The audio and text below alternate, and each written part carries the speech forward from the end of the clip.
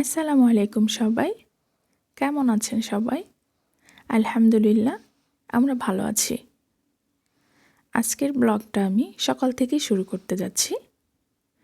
সকাল বলতে এখন 10টা পার হয়ে গেছে মেবি, কারণ আমরা সবাই আজকে একটু দেরিতে উঠেছি। আমরা বলতে বাচ্চা পার্টি, সবাই ডিসেম্বরের ছুটি কাটাতে একসাথে। এটা অনেক আগের ব্লগ। যাই হোক, এখন আমরা একটু ফ্যান্সিভাবে নাস্তাটা তৈরি করে নিচ্ছি। এটা আমাদের সবারই পছন্দ, যেমন মজার তেমনি হেলদি ব্রেকফাস্ট।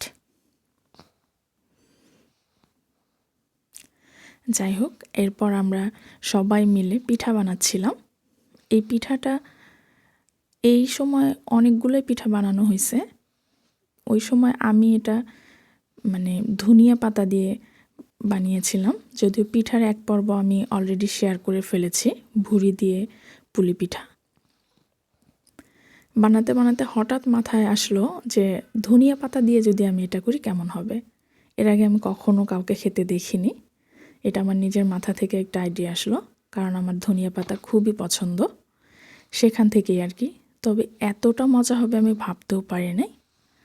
ইনশাল্লাহ এরপর যখন আবার বানাবো আমি পুরোটাই রেকর্ড করে রাখবো ইনশাল্লাহ। আর কেউ যদি এভাবে খেয়ে থাকেন অবশ্যই শেয়ার করবেন।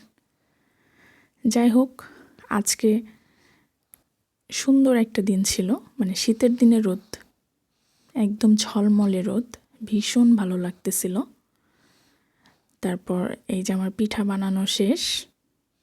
কয়েকটা ডিজাইনে ওই দিন পিঠা বানিয়েছি এবং অনেকগুলো পিঠা বানিয়েছিলাম আমরা। এগুলো অবশ্য আমি বানিয়েছি। আমাদের পিঠা বানানো অলমোস্ট ডান। দেখুন কতটা লোভনীয় হয়েছে।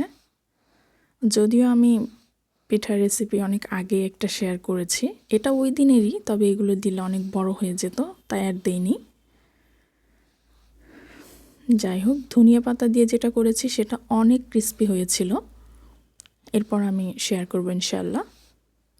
এরপর সন্ধ্যায় ঝাল ঝাল পুলি পিঠা দিয়ে চা, কারণ পুলি পিঠাটা ভুড়ি দিয়ে বানানো হয়েছিল, গরুর ভুড়ি উইথ আলু। এরপর রাতের খাবার দেখাচ্ছি, যদিও খাবারটা আমরা বানাইনি, আমার ছোট ভাবি পাঠিয়েছিলেন আমাদের জন্য। ভীষণ মজা হয়েছিল, ওনার রান্না অনেক মজা। বেশ কয়টা আইটেম করেছিলেন উনি নিজেই। দেখুন দেখতেই কতটা লোভনীয় লাগছে, মাশাআল্লাহ। রান্নাগুলি খেতেও অনেক মজা হয়েছিল। আশা করছি আপনাদের ভালো লাগছে।